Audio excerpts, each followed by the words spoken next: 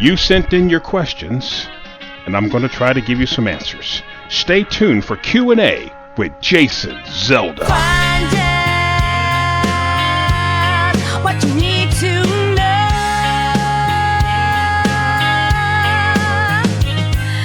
Q&A.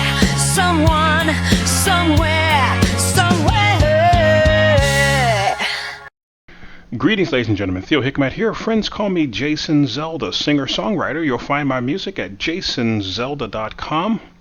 And I'm really enjoying some of the music that I'm putting together as I'm working together with AI to write some of my newer songs, putting in a female lead singer, and I'm writing the lyrics in many cases and adding some of the music. It's really cool music that you'll be checking out there. jasonzelda.com. You'll hear some of my music there. I'm also the author of the interactive ebook, The Whistleblower's Lighthouse, a handbook for reaching Jehovah's Witnesses for Jesus. So if you have friends or family that are trapped in the Jehovah's Witness cult and you're trying to figure out what can I say to get them out, what can I show them, is there anything I can do to wake them up, and you want to get it from the perspective of somebody who's never been a Jehovah's Witness, so I can see things from a completely different view than somebody who's been in the group, I put together more than 500-page interactive ebook that is filled with information, documentation, and questions that you can ask Jehovah's Witnesses to get them to think. So the book is located at jasonzelda.xyz, jasonzelda.xyz, and you can buy it for any price you want to pay over $3. So you want to pay $3, you can get it. You want to pay 10, 20, 100, whatever you want to pay. It's over 500 pages, a lot of information. I hope you'll go and grab yourself a copy if you got friends or family that are involved in the cult, and try to help wake them up. I asked you guys in an earlier video, send me your questions, your Bible questions, and I'll do my best to answer them. So this is the Hidden from Jehovah's Witness mini-series, answering your questions, questions and answers with Jason Zelda.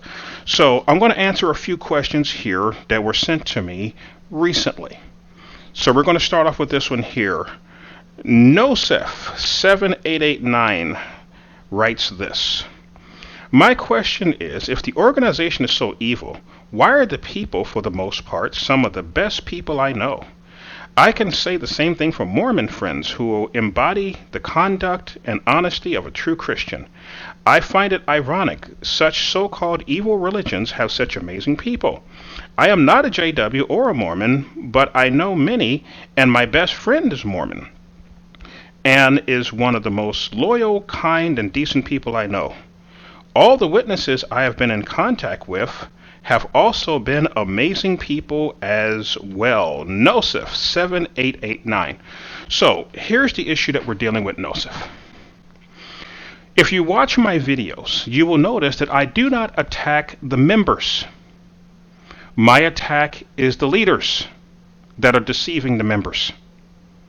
There's a big difference. The members are just following the leaders. The leaders are leading the members astray by lying and deceiving them. So my issue is with the leaders who continue to lie and mislead their members. You do not find me attacking the members, only those in positions of power. There's a lot of people in a number of different religions and cults who may be very nice, kind people. I don't doubt that. But you can be nice and kind and deceived. You can mean well and be totally deceived. Let me take it from the religious and put it onto a more human perspective. How many times has a woman fallen in love with a man thinking this man loves her so much when he was only after one thing? And once he got that, he's gone. And she was deceived into thinking that he liked her. She believed in her heart he really loved her. But he didn't. The same is true with a lot of these religions. They lead their members to think that these leaders are from God and they get their word from God and that these are some special people who only, tell you the truth and are honest and blah, blah, blah. And all the while they're hiding stuff from the members. And my whole bottom line is try to inform people and warn people about cults like this so that they don't end up in a cult and ruining their lives in these cults, destroying their families in these cults and so forth. I'm just trying to inform people. So you've got me wrong if you think I'm sitting here attacking the members. I don't attack the members. I go after the leaders of these cults and try to expose them, and hoping that by doing so, and then backing everything that I say up with documentation, that people understand I'm not making this stuff up. The second question here comes from Stargazer Blah. Now, I've gotten several comments from Stargazer Blah, and this one here is a long comment where she covers basically 3 different topics. But the first topic, she deals with the these and thous. We don't have to deal with that. We'll deal with that later. The second section, she deals with the Trinity, and I'm going to deal with the Trinity hopefully later in this video if the first part doesn't drag out too much, because she not only questions about the Trinity, but there's a couple of others here who also questioned about the Trinity, so I wanted to put them all into one category together. And if this first video doesn't go on too long, I'll get into the Trinity topic. If not, I'll take care of it in another video, or you can look at my YouTube page, youtube.com/JasonZelda, and I already have a video there on the Trinity. So when you go to the video section, you'll see a little search bar there. Just click the little thing and type in Trinity, and you'll see the videos that I have there where I try to explain to you my understanding of what the Trinity means. And most people, when they watch that video, it becomes a bit enlightening for them because they never looked at it from that perspective. The same thing with my video on hell. Somebody wrote to me yesterday saying, have you done any videos on hell? I sent them a copy of my video on hell, and a lot of people, when they watch the video on hell, they go, wow, I never thought about it that way. I never considered it that way. I didn't water down the Word of God. I didn't change the Bible. I just simply explained what my beliefs were concerning this. So what I'm going to deal with is her third part. In the third part of her comment here, she writes, you mentioned translation. KJV is outdated. The translators removed the personal name of God, substituting the title Lord. This is what causes much confusion. Professor Bedugn gave the NWT a good rating. However, I do use a number of Bibles to grasp the message of salvation. Now, what I want to do right now is I want to address, she mentions this Professor Bedugn. We need to talk about this guy. We really need to talk about this guy. Now, she mentions Professor Bedugn. Let's talk about Professor Bedugn, because you're going to be hearing Jehovah's Witnesses, when you talk to them, mention Professor Jason Bedugn. He said that their Bible was a remarkably good translation, and they poked their chest out. This professor said that our Bible is a remarkably good translation, so who are you to say it's no good? So how do you answer a Jehovah's Witness or someone else like Stargazer who is using Professor Bedugn as an authority? How do you answer them? In my interactive ebook, The Whistleblower's Lighthouse, I have an entire chapter dealing just with Professor Jason Bedugn. In the chapter, I explain a few things about him. First of all, why did he claim that the Jehovah's Witness Bible was, quote, a remarkably good translation, unquote? Why did he claim that when it's a false statement? Any legitimate Bible translator can look at the Jehovah's Witness New Testament, and it wouldn't take very long at all before they go, this is not a reasonable translation. This is an altered translation. It doesn't even say what the Bible is supposed to say. It's been altered. Any legitimate Bible translator will look at it and come to that same conclusion. So why would a man who wears the title of professor claim that the Jehovah's Witness Bible was a, quote, remarkably good translation, unquote? I'm going to give you the answer. There's 2 reasons why. Number 1, when you read his book called Truth in Translation, you come to one conclusion very, very quickly. And that is, he hates the King James Bible. He can't stand this book. It comes through very clear that he absolutely despises this book. And number 2, because he despises this book so much, what his quest was not to find truth in translation. What he wanted to find was a book that called itself the Bible, but taught the opposite of the King James. Was there a book out there calling itself the Bible that's still in use, but taught the opposite of the King James. And if there was, he would crown that book as being the remarkably good translation. Well, guess what? The Jehovah's Witness Bible teaches the opposite of the King James. The King James Bible teaches Jesus is God. Jehovah's Witness Bible says he's not. King James Bible teaches Jesus died on the cross. Jehovah's Witness Bible removes the cross. King James Bible teaches there's a hell. Jehovah's Witness Bible removes hell. King James Bible in Hebrews chapter 1, God the Father calls Jesus God. In the Jehovah's Witness Bible, doesn't call him God anymore. In the King James Bible, 1 John 5:7 says, the Father, the Word, and the Holy Ghost, these three are one. That's where we get our doctrine of the Godhead or the Trinity from. In the Jehovah's Witness Bible, they've removed Father, Word, and the Holy Ghost, and these three are one. The Jehovah's Witness Bible is the anti-Bible. It is the anti-Christian Bible. It diametrically opposed to the fundamental Christian doctrines. And it was written that way so that the Jehovah's Witnesses could have a book that they called a Bible, but it taught Jehovah's Witness teaching and not Christianity. They want to try to convince people that Jehovah's Witnessism and Christianity are the same thing, but they are not. So they had to write their own custom translation of the Bible in order to have a book that they can call a Bible that would teach their teachings. But with my King James Bible, it stays consistent. Over 400 years, still consistent because God's Word doesn't change. Now, the reason why he claimed our Bible was a remarkably good translation is because he hated the King James and wanted to find a Bible that taught the opposite of the King James Bible, and that's what the Jehovah's Witness Bible does. Now, what's my proof that he's against the King James?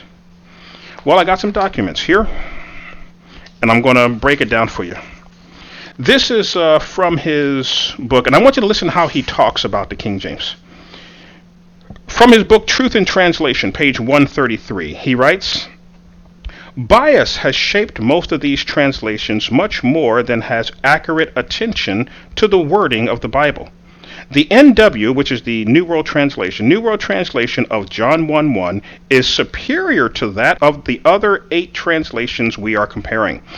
I do not think it is the best possible translation for a modern English reader, but at least it breaks from the KJV tradition followed by all the others. So he takes the time to first praise their translation and then acknowledge that writing John 1:1 as the Word was a God, what does he say here? I do not think it is the best possible translation for a modern English reader.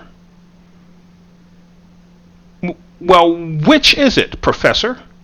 Is it a remarkably good translation, as you claimed? Or are you saying here, you do not think it's the best possible translation for a modern English reader? Which is it? Because you're talking out of both sides of your mouth now. Which is it? No legitimate Bible translator is going to look at the Jehovah's Witness Bible's John 1:1 and go, that's an accurate translation. No. But he takes the time to attack the King James Bible on page 133. Page 125, again, attacking the King James Bible. Listen to what he says here. Their biases are strengthened by the cultural dominance of the familiar KJV, King James Version translation, which ringing in their ears causes them to see God where John is speaking more subtly of a God or a divine being. Ironically, some of these same scholars are quick to charge the New World Translation with doctrinal bias for translating the verse literally, free of KJV influence, following the most obvious sense of the Greek. It may very well be that the New World Translation came to the task of translating John 1:1 with as much bias as other translators did. It just so happens that their bias corresponds in this case to a more accurate translation of the Greek. Again, he doesn't understand the Greek tense, or he would understand that the word was God is the proper translation. It doesn't matter that he has the word professor in front of his name. There's a reason why more than 56 translators who went over every single word of this King James Bible when it was being translated in the 1600s, when they got to John 1:1, they all agreed that the proper translation is the Word was God.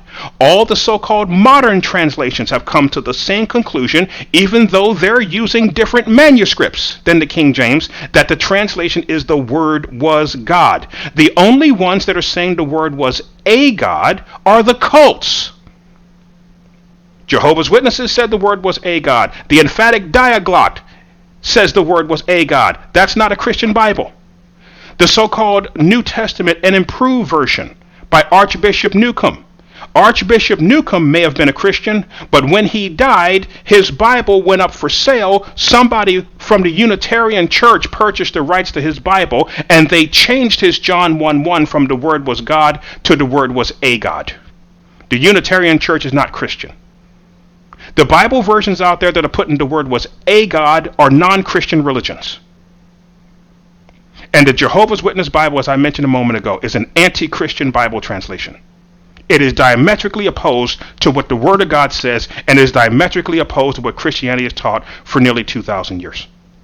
As I've told people, the Jehovah's Witness religion is not Christian. It has never been Christian. The teachings of Christianity, they consider as anathema to them. The fundamentals of the faith, they reject. They reject the deity of Christ. They reject the bodily resurrection. They reject the Trinity. They reject hell. They reject salvation or forgiveness of sins by grace and not having to earn it by working for it. They reject the fundamentals of the Christian faith, yet they call themselves a true Christian religion. And they have an anti-Christian Bible translation that was custom written by their leadership in order to convey Jehovah's Witness teachings. On their website, they claim that they didn't write a custom-made Bible translation. In my interactive ebook, I show you how to show a Jehovah's Witness that their Bible version is a custom-made translation. It's really simple. It's not really that hard. And once they see the obvious, some of them may kind of start to wake up, but most of them are so deep in, they're just going to try to let it wash off. They don't want to acknowledge they're wrong. But here you have this professor here, again, attacking the King James Bible. Here's another one, page 76 from his book. He attacks the King James Bible again. He says, when the Revised Standard Version came out in 1946, Luther Wiggle demonstrated the issue of added words by counting the number of English words used to translate the Greek of several chapters of the New Testament in the King James Version, the American Standard Version, and the Revised Standard Version. For example, Matthew chapter 5 has 1,081 words in the King James Bible, 1,056 words in the American Standard Version, and 1,002 words in the Revised Standard Version. Does that mean that the KJV added 79 words to Matthew chapter 5? Well, yes and no. What? Again, talking out of both sides of the mouth. Yes and no. It does and it doesn't. And we're supposed to take this guy seriously, right? We're supposed to take him seriously. Instead of looking at it logically and going, okay, the King James Bible for this chapter has 1,081 words. This Bible has stood the test of time, more than 400 years, and it's still in use. It had 1,081 words. Then you have the so-called modern versions. They have here American Standard, only 1,002 words. So they took out what? They took out 79 words. Yet the King James Bible is going to be accused of adding words? This has been around the longest. If anything's coming out and it's been changed, why are you blaming the King James Bible? Can't you see they're taking stuff out? Why can't they see that the modern versions are taking stuff out of the Bible? Instead, they want to flip it over on its head and say, no, the King James Bible translators are adding words to the Bible. No, the King James Bible is translated from different manuscripts than the modern versions for their New Testament. The King James Bible relies on the Textus Receptus, more than 5,000 manuscripts. The modern versions rely mainly on 3 manuscripts, if you want to be honest. Vaticanus, Sinaiticus, and variations of the Westcott and Hort manuscript, which may come out to maybe 80 manuscripts, somewhere around there, if you stretch them all out. So less than 100 for the modern versions, over 5,000 manuscripts for the King James. So of course the King James is going to have more information. Yet they're going to blame the King James Bible and claim the King James Bible is adding words. There's so much information about the translators of this book that you can look up, and you're not going to see them talking about, well, this guy here, he just sort of added some words over here, and this one here, he was adding words. You never find that anywhere. The King James translator tried to be as honest as they could. If they had to add something for clarification, they wrote it in italics so that you would know this is what they added. They were honest in their translation, unlike the Jehovah's Witness Bible, who won't even reveal who their translators are. But in my interactive ebook, The Whistleblower's Lighthouse, I gave you the names of people who I think were on the translation committee and what their credentials are, and they don't really have any credentials for translating the Bible. So we have here a professor who has a bias against the King James Bible. He puts together a book called Truth in Translation, where he's not really looking for truth in translation. He's looking for a translation that was the opposite of the King James. So he found it in the Jehovah's Witness Bible. But is he a source you should be listening to? Because Stargazer is using him as an authority. And Stargazer, I'm not mad at you. You didn't know this about this guy. Let me tell you a little bit about this guy. Professor Jason Bedugn. When a Jehovah's Witness comes to you, bringing up Professor Bedugn, there's a question you need to ask them.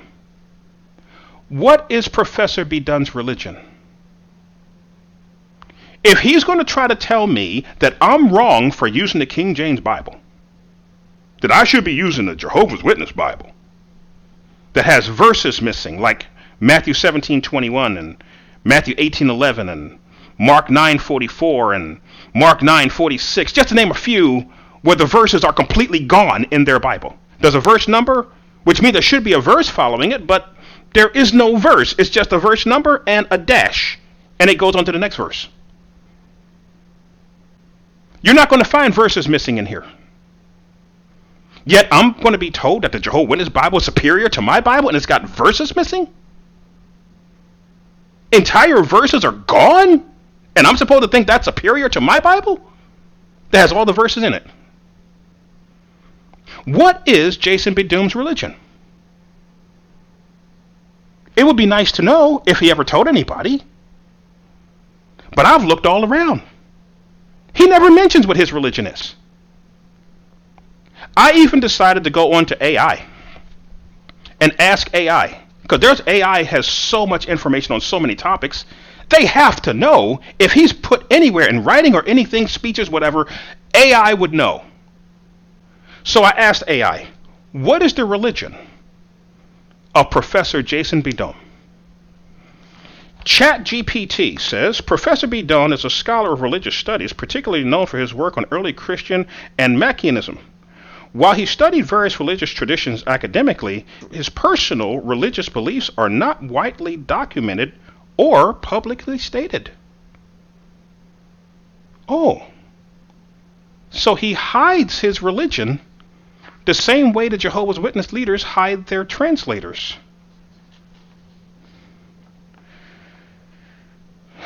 What is this one? This might be Grok. What is the religion of Professor Jason Bedugn, Grok? It says Professor Jason Bedugn is a scholar of religion rather than an adherent to any specific religious tradition. Information available on the web indicates that he's not associated with any church or religious organization. His academic focus includes comparative religions, Manichaeism, and early Christian traditions, but he does not identify himself with any particular theological position or religious belief system. This information is based on various sources discussing his work and background. So Grok is like, he doesn't tell anybody what his religion is. He doesn't have a religion. How about this next one here? Another AI. I think this is Claude. Professor Jason Bedugn, religious affiliation is not explicitly stated in the search results. He is an American historian and religion and culture, currently serving as a professor of religious studies in Northern Arizona University. Bedugn's academic work focuses mainly on religious topics, including biblical studies, ancient Christianity, Manichaeism, and religious in West Asia and late antiquity. While one source claimed that Bedugn is a leader in Gnosticism, this assertion is not corroborated by other reputable sources provided. It's important to note that studying or teaching about a particular religion or belief does not necessarily indicate personal adherence to that faith. Bedugn's academic background and research interests span multiple religious traditions, suggesting a scholarly approach to the study of religion rather than a personal affiliation with any specific faith. Without more definitive information, it would be inappropriate to attribute a particular religious belief to Professor Bedugn based solely upon academic work. The AIs are saying this guy doesn't reveal what his religion is. He hides it from everybody. He's even hidden it from AI. Associated with no religion. Yet he's a critic of this King James Bible. Can't find nothing nice to say about my book. But he ain't associated with no religion. Which means he's not a Christian. If you're a Christian, you wouldn't be rejecting this book. Which brings me to the next thing. Why did the Watchtower organization feel the need to write this article? A remarkably good translation. December 1st, 2004. Watchtower article, a remarkably good translation, where they're quoting Jason Bedugn as an authority for their Bible translation. Why do I have people now say, well, you know, Professor Bedugn says that the Jehovah's Witness translation is... What's going on? I'm going to tell you what's going on. Before this guy came along, who was the Watchtower organization using as the authority for their book? Do you remember? Who were they using as support for their beliefs on John 1:1? Say it again. Some of you who are informed know. That's right. Johannes Grieber, the spirit medium. Johannes Grieber, the spirit medium. When it came out that Johannes Grieber was not only a spirit medium, but that the Jehovah's Witness leaders knew full well that he was a spirit medium, and they used him anyway, and they knew that he had written the Bible version through trances and seances, and they quoted that trance and seance Bible version in support of their New World Translation, they kept it secret for decades, but when it finally came out, they tried to distance themselves from Grieber. But the damage was done. They wanted to find another source to support their Bible. But as I mentioned to you earlier, their teachings are not Christian. Their teachings are anti-Christian. So you're not going to find any Christian that's going to support their views. Johannes Grieber is not a Christian. He's a spirit medium. Well, lo and behold, they found a replacement for Grieber. Jason Bedugn. Another guy who's not a Christian. But he's got strong views on my King James Bible. He will trash my King James Bible all day long, while he praises an anti-Christian translation like the Jehovah's Witness Bible. After all, he has no religion that he's going to say publicly.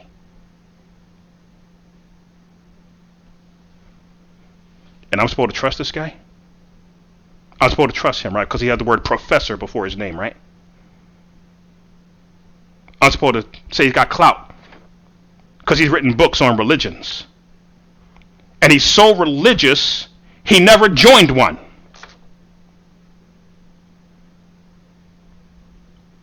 He knows so much about all these religions and he never joined one. But boy, he can attack my King James Bible though.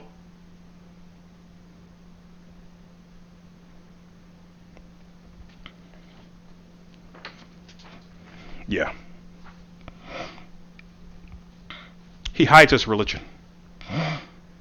I I began to ask a couple of questions. Why would you hide your religion and then promote the Jehovah's Witness Bible? Is he a Jehovah's Witness? I'm just asking a question. I'm not accusing anybody of anything. But if you won't tell nobody what your religion is, and you're going to elevate yourself as an authority on which Bible a person should use, yet you say you're not part of any religion, and then you're going to take the worst translated Bible that ever was written in the modern day and say, that's a remarkable translation. While even the makers of the watered down modern versions look at you, Mr. Bedugn, and laugh in your face. Or Bedugn. Professor Bedugn. They look at you and they laugh in your face. Because you wrote a book as if you were an authority when you didn't know what the heck you were talking about. And now all you've managed to do was give ammo to the cults. And there's people coming at me, well, you know, Professor Jason Bedugn said that our translation is superior.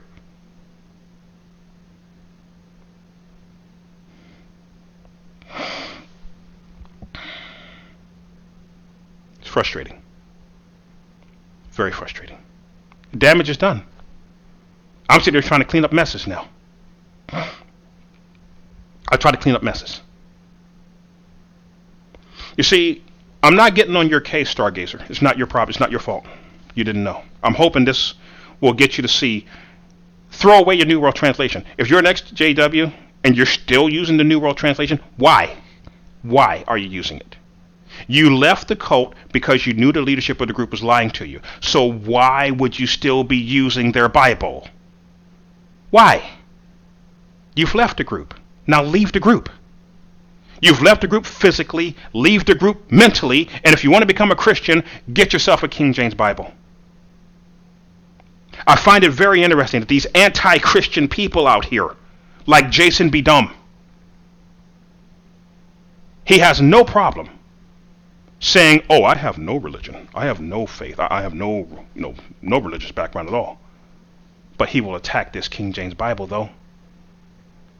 So he obviously has some kind of religious background, or he really wouldn't have an opinion about this book. But he hides it. Is he a Jehovah's Witness? We don't know. Was he paid by the Watchtower organization to write a book that would put their Bible in a positive light? I mean, all we can do is ask questions.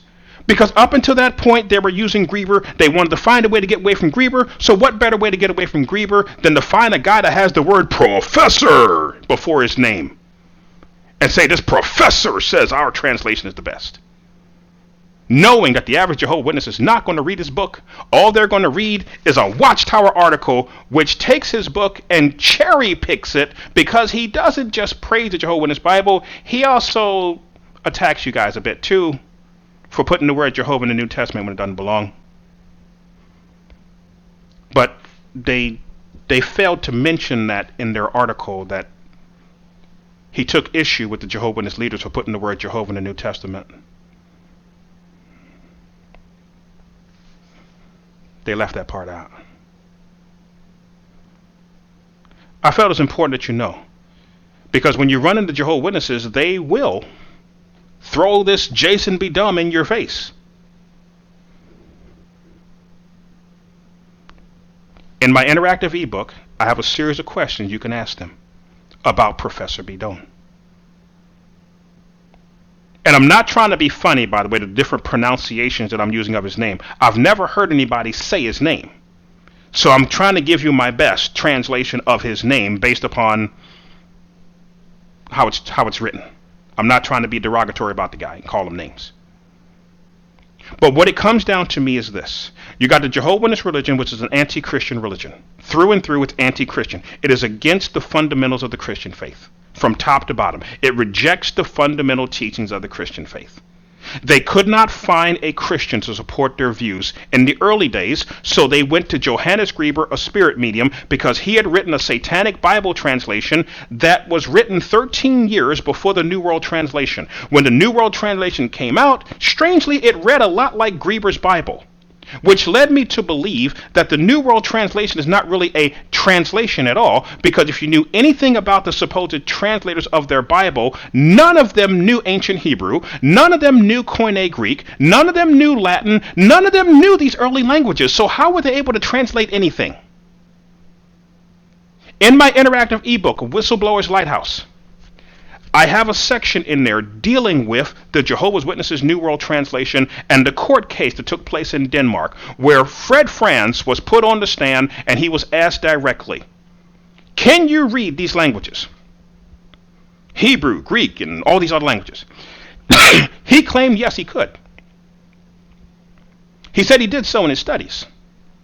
I have the actual transcript there in my book. The next day, the lawyer comes back and says, is it true you can read all these languages? Fred Franz says, no. Well, wait a minute. Yesterday you said yes, you could. Today you're saying no, you can't read them. He's talking out both sides of his mouth. So the lawyer goes over and grabs a piece of paper that has Hebrew and puts it down in front of Fred Franz and says, translate this. We'll settle it if you can read it or not. Translate this. What he put down in front of Fred Franz is anything any first year Hebrew student would have learned from the book of Genesis. So if he had the minuscule amount of Hebrew knowledge, he would have been able to translate that. But he couldn't. Not a letter could he translate. And my understanding is that Fred Franz was the lead translator of the Jehovah's Witness Bible. And he didn't even know the languages. So how'd they translate anything? I think what they actually did is they took Bibles that already existed, set them down, and went verse by verse, and any verse that didn't agree with Jehovah's Witness doctrine, they just changed it. And then they called their Bible a translation. When they try to tell you that their Bible is accurate, another question you can ask them, which version of your New World Translation is the accurate one? Is it the 1960s edition? Is it the 1980s edition? Is it the early 2000s edition? Is it the most recent? Which one is supposed to be the accurate one?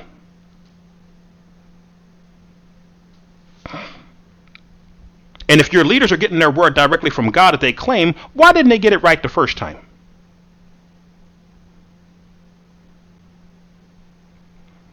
Honest questions to ask. Should this professor be trusted? No. No. He's so deeply involved with religion and he's associated with none. Yet obviously he has some religious view which has poisoned him against the King James. If he didn't have that strong anti-King James Bible stance, I might have been able to give the brother some slack. But the fact that he has this strong anti-King James Bible stance, it shows me that he does have a religious point of view. He just keeps it hidden. But he cannot hide his hatred for this book. And as I mentioned earlier, the Jehovah's Witness group is not Christian. They couldn't find a Christian to support their view, so they first went to the spirit medium. And then after going to the spirit medium and he got discovered, they needed a replacement for Johannes Grieber. Again, they still can't find a Christian that's going to support their non-Christian views. So what do? They go to Professor Jason Bedugn, who has, according to him, no religion. He's not a Christian either. They couldn't find a Christian to support their views, so they went to another non-Christian to support their views. Yet they claim that they're the only true Christian religion. Yet they can't find a Christian to support their Bible.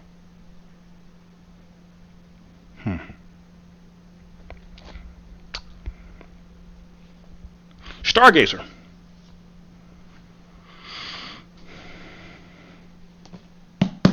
Get yourself a King James Bible. Make sure it says authorized King James Version. and not New King James. And I remember, I'm not mad at you. I'm not upset with you because I have been tricked in the past too. There are times when you trust people. And when they tell you something, you just take them at their word because you trust them. And I had that happen to me many years ago. I used to promote a King James Bible called the Defined King James Bible. The organization that put it together, presented itself as pro King James Bible. And they said they didn't change anything in the Bible. They said they just took the words that were hard people to understand and gave definitions. Now, I'm older now and more mature in the issue, and no, don't just take people's word for it anymore. But back then, I took them at their word that they didn't change anything, that they just simply put definitions like in footnotes. In my mind, I'm thinking, okay, they just put like footnotes that had definitions in there. What I should have done was went and bought a copy and looked at it for myself. But I didn't do that. And because of that, I got tricked. It comes out later. I've told people, God's name is not Yahweh. If his name was Yahweh, it would be in this book. You don't find Yahweh in this book. The 50 plus translators who translated this, they said the word was Jehovah. Now I want to explain something to you, because I know former Jehovah's Witnesses automatically will have a negative feeling about that name. I want to explain something to you. In the Old Testament of the King James Bible, God would reveal himself with titles. He'd call himself God, the Almighty God, the Living God. He would call him the word Bethel. What is the L in Bethel? El means God. When Moses said, "Who shall I say sent me?" God did not say, "Moses, tell him Jehovah sent you." That's not what he said, was it? What did he do? He gave Moses a title. Tell him, "I am that I am have sent thee." All through the Old Testament, God used titles rather than using a proper name, or he would call the titles his name. Over here it says, "For the Lord, whose name is jealous, is a jealous God." Notice the first jealous has a capital J. The second jealous has a lowercase j. Capital J identifies a proper name. Okay? Jealous is not God's name. It is a title, but he called the title his name. Over here it says, whose name is holy with a capital H. Okay? Holy is a title. All through the Old Testament, God used titles. And the main title that he used for himself was this title, Jehovah, which means Lord. That's why it was translated thousands of times as Lord in the King James Bible. They were making a translation. They were translating the word. The word Jehovah means Lord, and the leadership of the Jehovah's Witnesses know full well the word Jehovah is not God's actual name. It means Lord. In the New Testament, when they put the word Jehovah in the New Testament, when you look at the bottom of the page, on a page that has the word Jehovah, you at the bottom of the page, you would see written in the footnote, it would say Jehovah, and then it would be like a letter number combination, and then it would say Lord. They know the word Jehovah means Lord. They falsely accuse the King James translators of taking the word Jehovah out and replacing it with Lord. They're translating the Greek word Kyrios as Jehovah. Whenever Jesus was called Kyrios, they wouldn't translate it as Jehovah in the New Testament. They translated it as Lord. So while they accuse the King James translators of removing the word Jehovah and replacing it with the word Lord, they're doing the exact same thing in the New Testament, where Jesus is called Kyrios, which they were translating as Jehovah, but they would not translate it as Jehovah when Jesus was being called Kyrios. And I show you that too in my ebook. It's as clear as day. It's the exact same word. They're translating as Jehovah in these places over here. But when Jesus is called Kyrios, they put Lord in. Because the word Jehovah means Lord.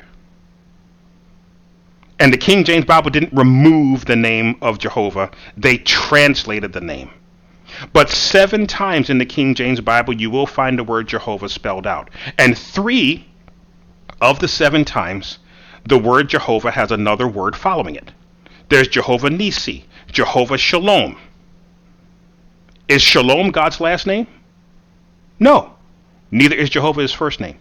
Is Nisi God's last name? No. Neither is Jehovah his first name. Okay? Jehovah is a title that means Lord. And I think the way the Bible was supposed to be structured is that the King James Bible is. All through the Old Testament, God is representing himself as this title, which means Lord, Lord, Lord, Lord, Lord.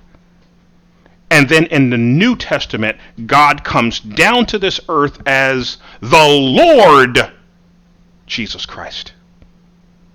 Because Jesus is the God of the Old Testament. And the New Testament makes it very clear that he's the God of the Old Testament. Jesus said, if you believed in Moses, you'd believe in me, for he wrote of me. He didn't say Moses wrote of my father. He wrote of me. Abraham rejoiced to see my day, and he saw it, Jesus said. It says here of Moses, esteeming the reproach of Christ greater riches than the treasures in Egypt. Did Moses know Christ? According to the New Testament, he did. Because Jesus is the God of the Old Testament. And once you understand that, the book opens up to you. I can go much deeper into that, but I'm not going to do that right now. I want to try to keep this video short. For the other questions, I'm going to deal with them in another video because I want to keep this video short. But I'm hoping that I'm helping people understand. So what ended up happening, I was promoting this book, the Defined King James Bible. I took them at their word that they didn't change anything. I'm telling people God's name is not Yahweh. And this word Jehovah is a title for God. I did not know that in this Defined King James Bible, they had stuck the word Yahweh in there. They never told me about that. I come to find out later, they had stuck the word Yahweh in there. And now I'm made to look dumb. I'm going, wait a minute. You guys ain't tell me about that. And then later down the road, one of the lead guys behind the book starts publicly coming out and attacking another King James Bible teacher. In a situation that should have been handled between him and them privately, he comes out publicly and attacks another pro-King James Bible person on his show. And I'm going, wow, I got played. I got played. So I don't promote that Defined King James Bible anymore. Haven't done it in a long time, ever since I found that out. When I heard what he had to say about this other pro-King James Bible person, I'm going, wow, you're attacking somebody that's on our own team. That's messed up. Y'all should have handled that stuff. You should have handled that privately. You shouldn't be airing this out all over your show and trying to destroy this person's reputation. That's messed up. So I want you to keep your eyes open, folks. I know better now to do my research. Do it deeper. Don't just take somebody's word for it. And with Jehovah's Witnesses, they're just taking the word of their leaders who say, look, Professor Jason Bedugn in this article here, he says this is a remarkable translation. Nah. Professor Bedugn, these other organizations out here, I took the time to go and take a look at what some of the people who are behind the modern versions, and again, those of you who know me, you know I am not a fan at all of the so-called modern translations of the Bible. I am not. But I wanted to know, what did the people who were behind the modern versions think of Professor Bedugn's book, Truth in Translation? The people who are putting together the modern version. So these are not pro-King James Bible people. These are the ones who are behind the modern versions, as they call them. What did they have to say about Professor Bedugn's book? The Christian Publishing House blog. This is what they wrote. And again, I have a QR code in my ebook where you can just scan it with your QR code reader. It'll take you right to the actual article. You can read the whole thing. But this is what they had to say. In his various chapters, I found in many other claims and arguments which could be contested in a similar fashion to the examples above. Throughout his book, Bedugn's writing is a mixture of some helpful information combined with fallacious arguments and inadequate treatment of various texts. They are not easy to untangle, and especially so for the ones who have not yet been trained in biblical studies and the original languages. In this reviewer's opinion, the weaknesses of the monographs sufficiently outweigh the strengths, so as to render the work essentially worthless to the purpose intended. There are much better texts available on the subject of biblical translation, and interested readers would find it more profitable to consult them instead. Christian Publishing House blog, Destroying Professor Bedugn. That he doesn't know what the heck he's talking about because he's not up to speed in the Bible translation issue. He's given his opinions as if they're authority and leading people astray. We have here another professor, Professor Jason Harris. What is his credentials? He has a degree in theology, music, and accounting and research. He's working as a PhD from James Cook University, as well as serving as pastor of Cross Point Church. So this is what he had to say concerning Professor Bedugn's book. He writes, I felt that Bedugn's understanding and awareness of the modern debate on translations, at least within Christian fundamentalism, was lacking. This revealed itself in a lot of ways, but once in particular where he made a statement which seemed to indicate that he hadn't studied the preface of the 1611 publication of the Authorized Version through, trying to make a point about that edition. See, the King James Bible in the 1611 has a preface in the front where they explain a little bit about the translation. And he's saying, obviously, Professor Bedugn never took the time to read that, or he wouldn't be coming to the conclusions that he's coming to. Number two, Bedugn seems to operate under the impression that he has avoided all biases in his analysis. At no point in the book does he reveal his own personal theological biases, not even to the point where you can confidently nail him as an evangelical. Yet I would argue that it is impossible for him not to have theological biases. He could have engendered a much higher level of trust with the readership had he admitted his position and biases early in the book. If I had to peg him based upon what little he gives about himself, I would suspect he is a theological liberal. Professor Jason Harris, Destroying Professor Jason Bedugn, again, just on the basis, on the facts. He hides his religion. He claims he has no theological biases, while it's clear that he has a strict theological bias against the King James Bible. And that bias has got to be coming from somewhere, but he keeps it hidden. And this professor here says, look, you would have ingratiated yourself much more with the people if you would have been honest about what your real religion is. But since you were dishonest, your words don't mean nothing. A theological liberal. And theological liberals are usually the ones who are behind these so-called modern versions. That's why they're always changing what the Bible says in these modern versions, changing what it says, changing what it says. That's why I stick with the King James. It stays the same.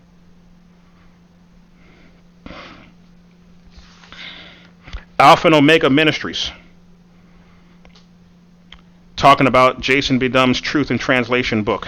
Here's what they say.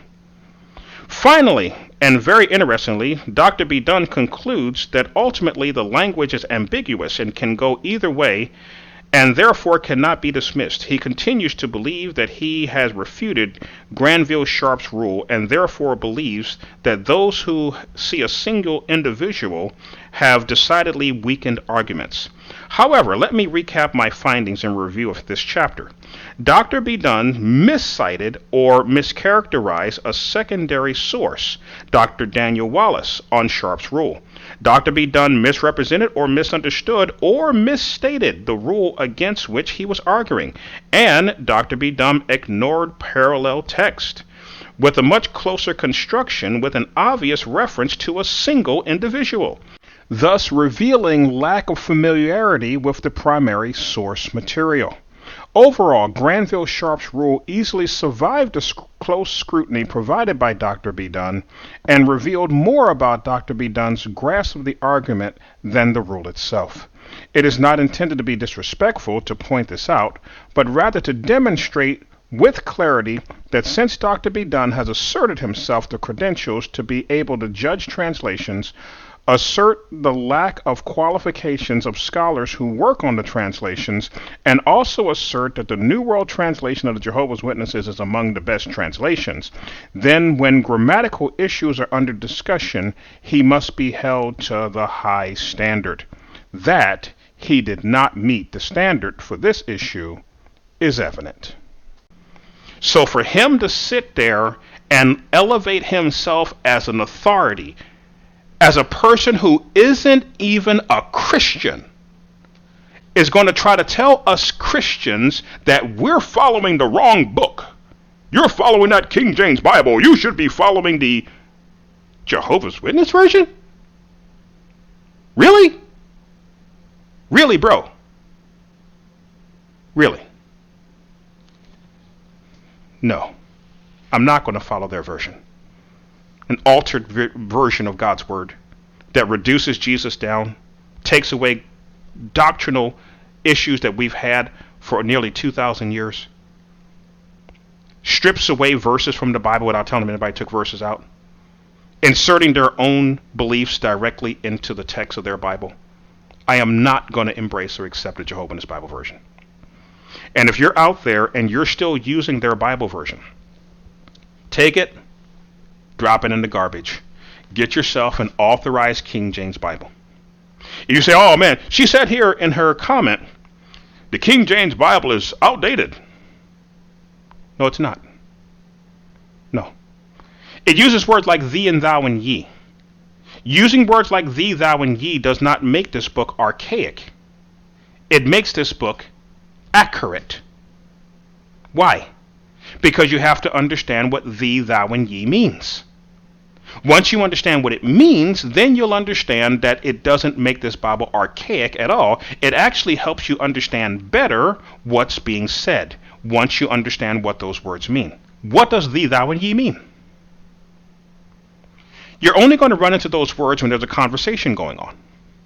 If the person speaking is only talking to one person, then a T word is used. Thee, thou, thy, or thine. One person talking to one person, or one person talking about one person. A T word is used. Thee, thou, thy, or thine. If it's one person talking about a group of people, then a Y word is used. You, your, ye, or yours. If you see those words popping up, then you know that more than one person is being spoken about. And it really helps to open up the verse and help you understand what's being said so that you know, is the speaker talking about one person or the speaker talking about a group of people? When Jesus said to Nicodemus, marvel not that I said unto thee, ye must be born again. Thee is singular. Jesus talking to Nicodemus about Nicodemus. But the next word is ye. Ye is plural, meaning all of you, all mankind must be born again. The thee and the ye make the distinction between talking to one person versus talking about a group of people.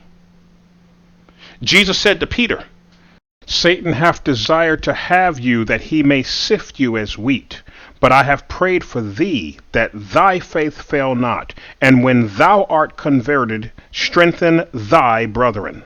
Notice the beginning of the verse, he starts off with Y words. Satan had desired to have you to sift you as wheat. He's talking to Peter, but because he's using a Y word, you, he's talking to Peter about all of them. Satan desired to have all the disciples to sift them all as wheat.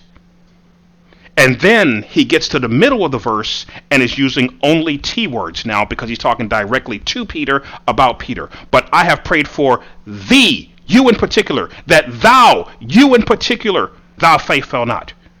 And when thou, you in particular, art converted, strengthen thy brethren. When you understand the difference, the power of the these and the ye's, it really helps bring the book out and helps you understand far better than if you just have a Bible that uses you. Because the word you can be singular. I can be talking to one person and say you. I'd be right.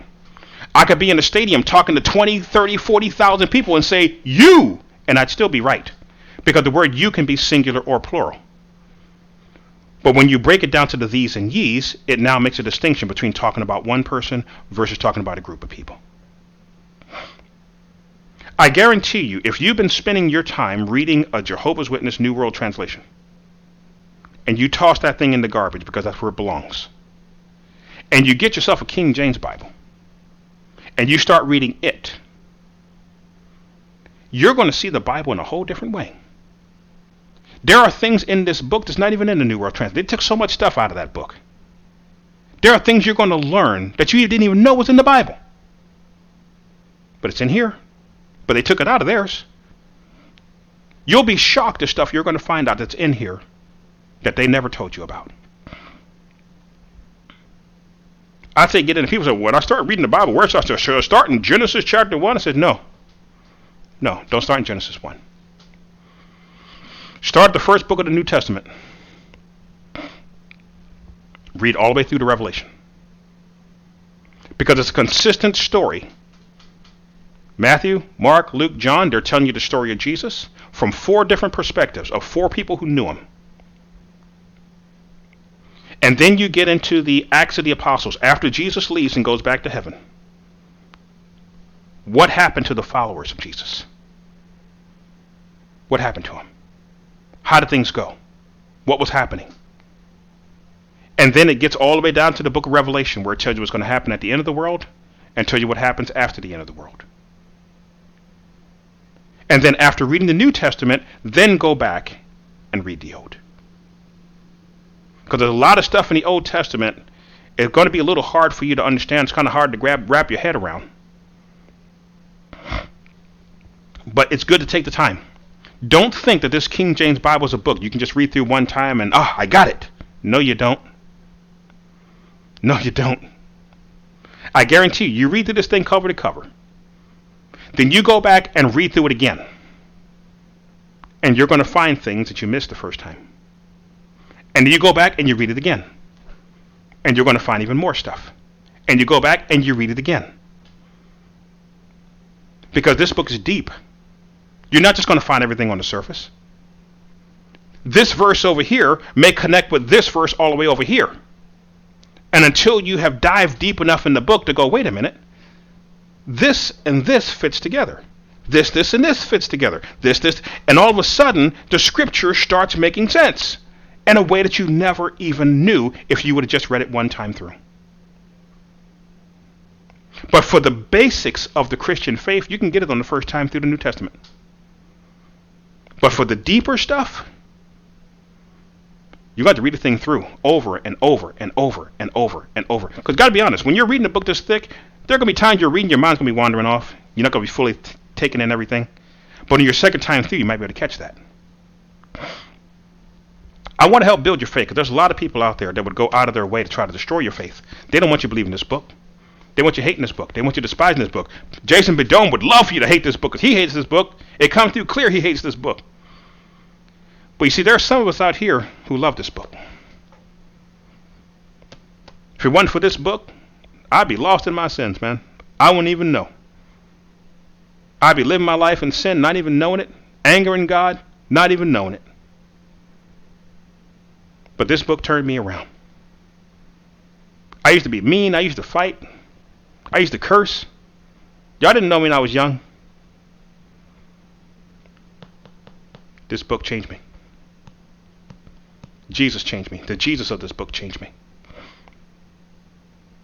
And I'm so thankful that in my young days, I took the time to listen to guys like Dr. Walter Martin and Laurie McGregor, who warned me about the cults. And because they warned me, I never got caught up in the cults. And I'm trying to do my part now to warn the next generation so that you won't end up getting involved in cults. Because I'm sure many of you who are now ex-Jehovah's Witnesses, you're so happy to be out. But look at how much of your life was wasted in the cult. How much time you've lost. Some of you lost friends, some of you lost family, some of you lost children to the cult. It didn't have to be that way.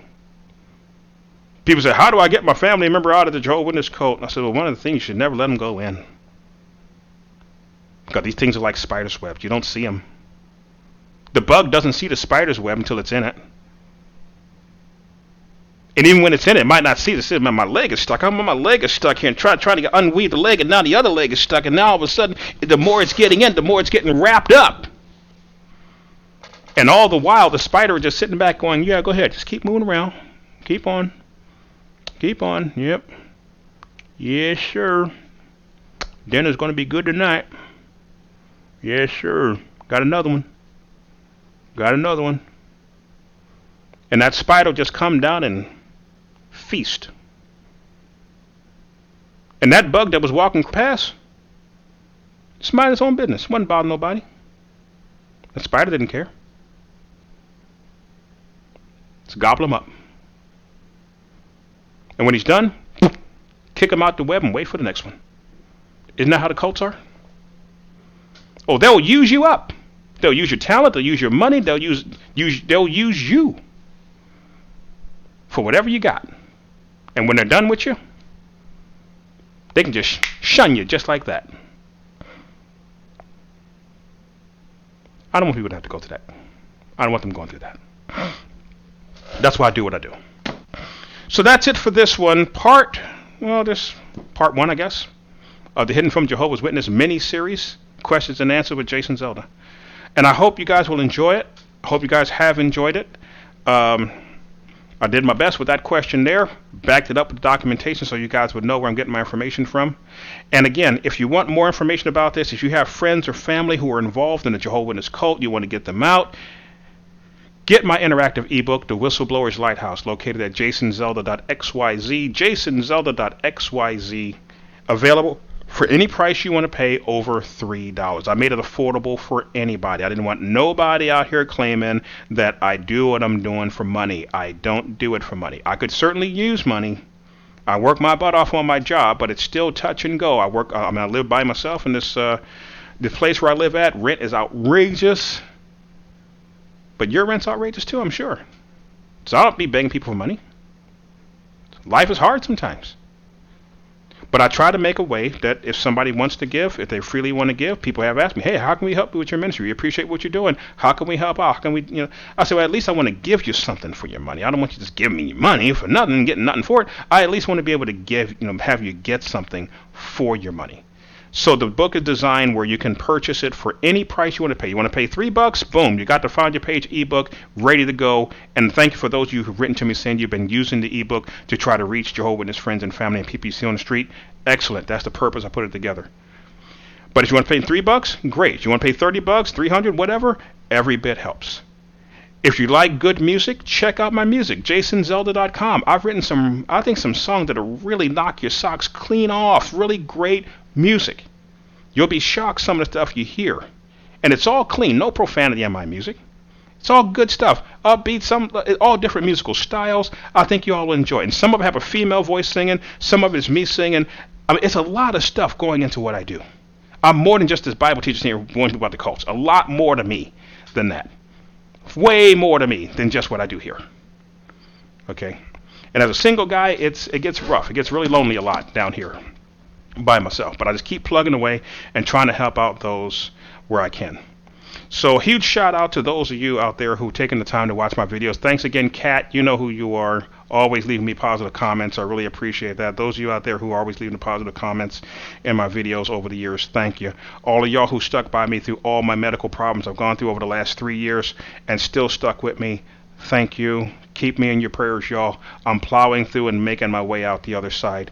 Check out my ebook, jasonzelda.xyz, jasonzelda.xyz, to get the Whistleblower's Lighthouse interactive ebook. jasonzelda.com is where you can find my music. You can buy my music for any price you want to pay over $1.